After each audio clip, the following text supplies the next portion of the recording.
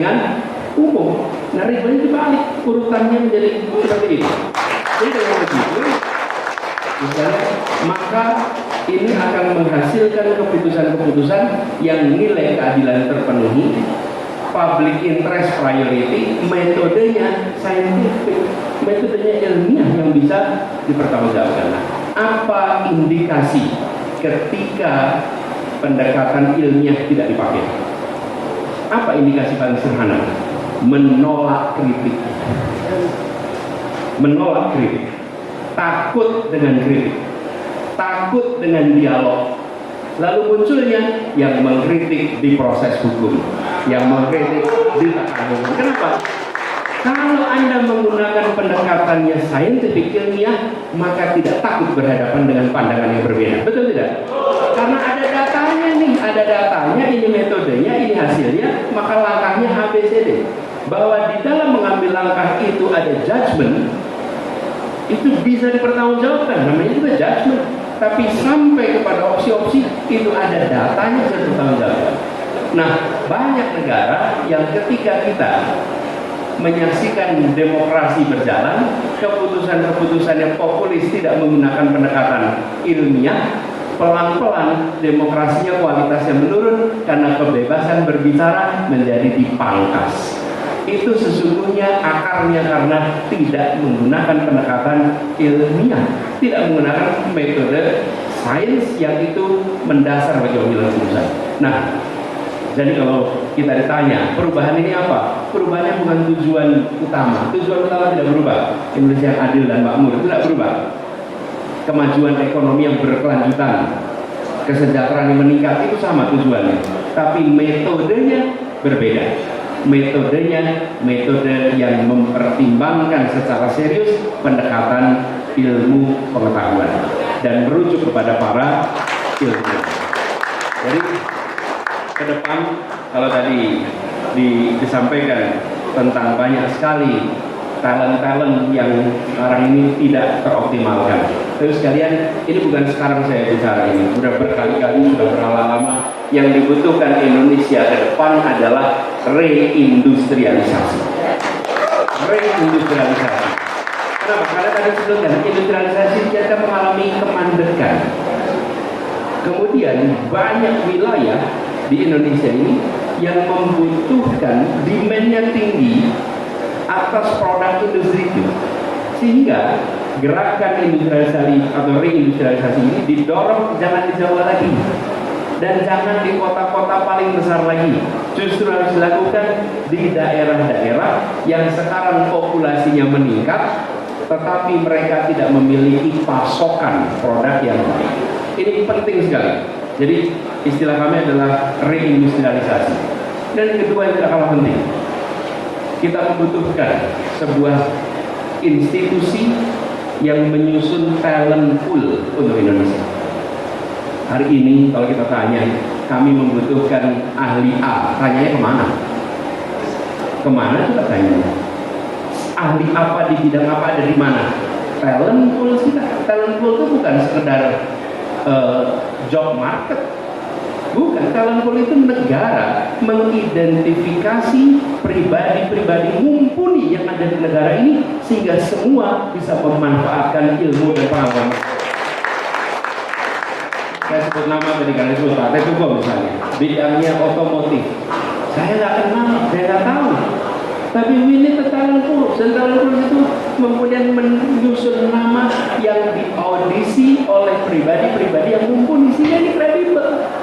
Kalau ada talent pool itu, apapun yang dilakukan negeri ini, maka dia tidak perlu menengok keluar karena di dalam ada talent pool. Dan kita nggak kekurangan stok itu, sama sekali nggak kekurangan. Persoalannya yang membutuhkan tidak tahu kemana saya harus mencari, tidak tahu siapa. Negara harus hadir untuk memfasilitasi highly skilled labor yang sekarang minim. Tanyanya ke job hunting perusahaan. Mereka itu ada, tapi untuk private sector, untuk public sector nggak ketemu. Untuk private sector asal kalau mencari orang panggil korporasi yang khusus untuk talent apa namanya job hunter. Nah, jadi sekalian teman-teman, ini pendekatan diubah, dorong industrialisasi, siapkan talent pool yang baik. Dan kami bicara talent pool, bicara peningkatan, saya mau lapor kepada teman-teman semua.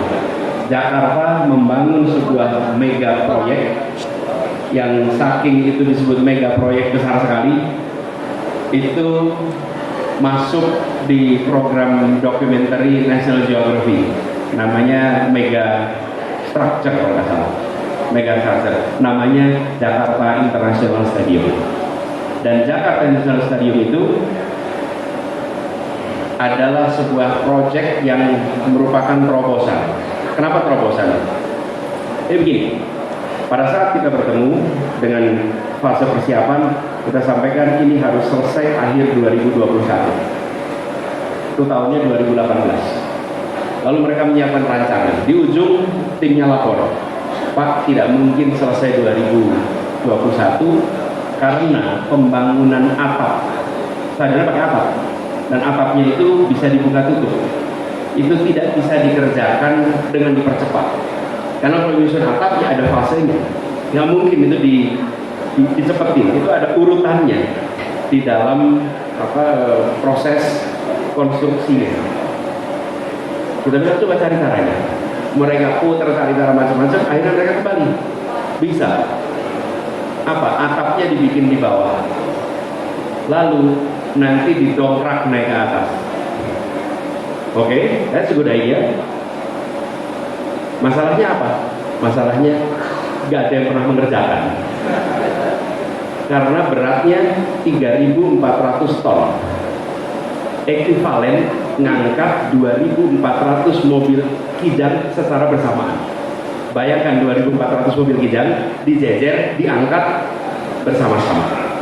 Equipmentnya harus ambil dari Timur Tengah.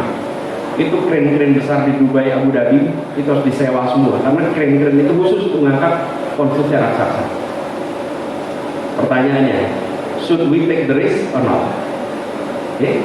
Dan kita bilang, bismillah, kita ambil risiko itu. Kemudian dibangunlah di bawah. Lalu setelah itu selesai, dinaikkan ke atas. Proses mendongkraknya itu 72 jam. Kemudian sampai akhirnya terpasang di atas, rapi semua, terkunci, dan itu semua dikerjakan 100% oleh insinyur-insinyur Indonesia. Dan sekarang dunia terkagum-kagum dengan proses pembangunan ini. Kenapa? Karena mereka nggak pernah mengerjakan begini. Sebesar itu dikerjakan di bawah, lalu diangkat ke atas. Kalau diangkat ke atas itu aula banyak yang mengerjakan.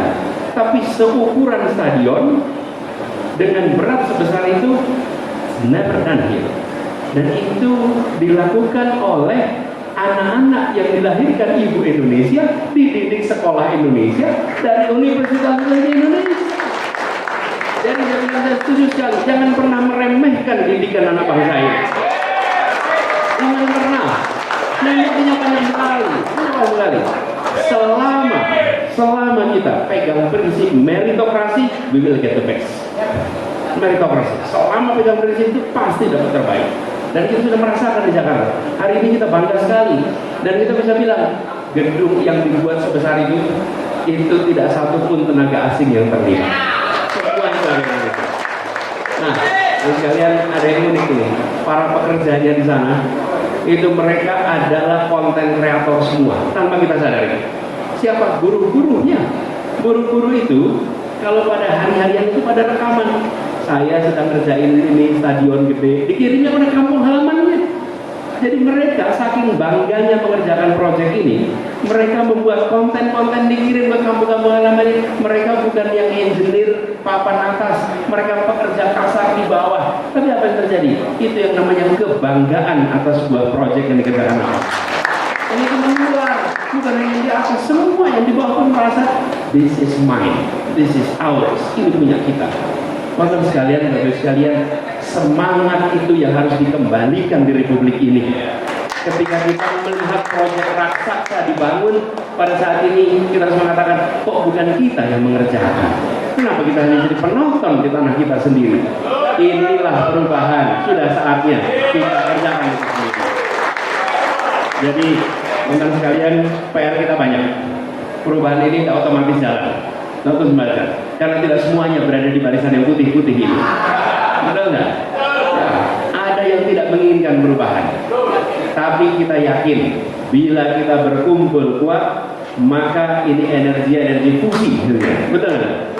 Yang nanti akan bisa memunculkan kekuatan yang luar biasa. Jadi pertemuan 1000 alumni ITB, insya Allah ini simbolik aja. Saking banyaknya sebut 1000, tarimanya sebut 1000. Tapi insya Allah kita song-song perubahan ini bukan sekedar pergantian orang, tapi pergantian pendekatan dan prioritas. Saya ingin sampaikan terima kasih kepada semua yang hadir. Terima kasih atas dukungan, atas kepercayaannya. Ini perjuangan yang kita jalani agak panjang. Saya, Saganda, Densi, Wahyono, saya mau nyebut Gepeng, nyebutnya Nurholis aja lah sekarang. Kita nyebut Gepeng. Itu zaman dulu luntang-luntung bareng-bareng di era itu. Luntang-luntung bareng-bareng. Dan kita lari-lari, udah kejar-kejar ke Jatinangor, baliknya ujungnya ke Ganesha. Ini perjuangan panjang. Jadi ini bukan dadakan kita sekarang sedang masuk di dalam arena. Arena perjuangan ini kita kerjakan sejak zaman tahun 90-an ketika kita menginginkan demokrasi. Dan demokrasi alhamdulillah sudah jalan 25 tahun. Sekarang saatnya untuk kita menunjukkan bahwa demokrasi delivers justice and prosperity. Bahwa demokrasi yang kita perjuangkan itu akan menghasilkan keadilan dan kesejahteraan. Ini kata kunci, jangan sampai demokrasi terjadi tapi tidak delivers apa yang menjadi aspirasi dari publik. Dan publik menginginkan kesetaraan, publik menginginkan kemajuan. Mudah-mudahan ini bagian dari kita menuntaskan apa yang sudah dimulai dari tahun-tahun dulu. Jadi sudah saya bilang tadi, ini 70-an, 80-an, 90-an, 2000-an, ini semua karena ITB itu terkenal sebagai rombongan yang berani-berani itu di ITB. Jadi kalau sekarang ada orang ITB gak berani, ini bukan ITB. Loh, kita di Jogja ini dapat ceritanya, itu rektor ITB, Iskandar Al-Syabana, betul nggak? Anak-anak itu pada ditahan, tetap aja bimbingan skripsi jalan, tetap aja pada bisa lulus. Kita bilang ini rektor dahsyat ini. Kalau rektornya berani, apalagi mahasiswanya, betul ya? Jadi kalau ITB itu memang pemberani dan sudah saatnya 2024 ITB bangkit lagi untuk menjadi Bismillah, insya Allah. Iya. Dan itu juga, saya pernah jemput Bang Imat. Itu Bang Imat itu dia bilang, saya itu nggak pernah mengira kalau Bang Imat itu insinyur listrik. Saya kira kuliah tauhid itu ulama ini. Ternyata insinyur listrik, insinyur elektro. Dan saya pernah jemput Bang Imat di Jogja. Lalu Bang Imat kan kita lihat, oh berat betul nih, apa Salman, kemudian pergerakan macam-macam. Jadi waktu saya jemput, saya tanya Bang Imat, gimana ceritanya Bang Imat itu kuliahnya teknik elektro. Terus dia bilang begini, dia cerita nih, dulu saya di Sumatera Utara ada peresmian Bendungan Asahan. Bendungan Asahan. Lalu sekampung anak-anak laki-laki, kemudian warga yang laki-laki itu jalan kaki. Kata dia sekitar 6 jam sampai ke lokasi peresmian. Kenapa? Ingin dengar pidatonya Bung Hatta. Yang meresmikan Bung Hatta. Lalu Bung Hatta pidato, dan saya bayangkan pidato Bung Hatta itu pidato yang datar, karena dia kalau ada pidato itu datar. Coba dengar rekaman suara Bung Hatta. Lalu Bung Hatta dalam pidato itu bilang begini, Indonesia ke depan akan membutuhkan banyak sekali pembangkit listrik seperti ini, seperti Bendungan Asahan ini. Dan Indonesia ke depan membutuhkan banyak sekali insinyur listrik. Kata dia, semua anak pulang pengen jadi insinyur listrik. Ini kata Bang Iman, semua pengen jadi insinyur. Apa saja tidak dengar itu apa yang menarik? Yang menarik begini, yang menarik itu tidak ada orang berpikir apa Bung Hatta saudaranya proyeknya listrik ya? Nggak ada.